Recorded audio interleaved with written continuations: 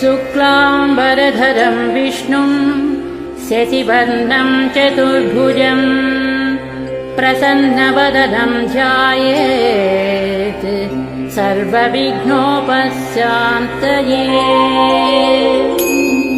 व्यासं वसिष्ठनप्तारं शक्तेः पौत्रमकल्मषम् पराशरात्मजं वन्दे सुखदातं तपोनिधिम्।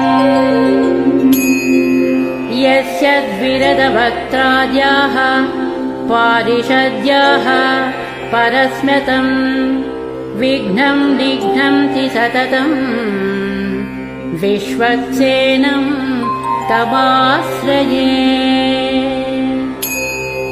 व्यासाय विष्णुरूपाय व्यासरूपाय विष्णवे नमो वै ब्रह्मनिधये वासिष्ठाय नमो नमः।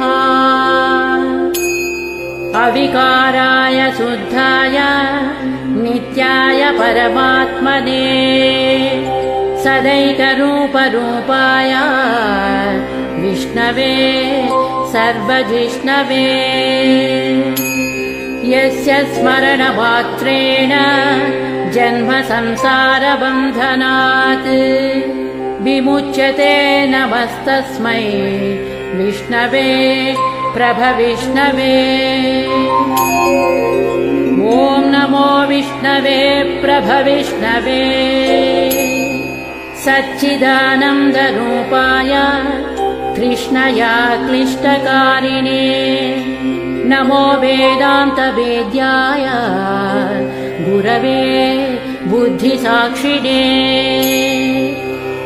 कृष्णद्वैपायनं व्यासं सर्वलोकहिते रतं वेदाब्जभास्करं वन्दे समाधिनिलयम्।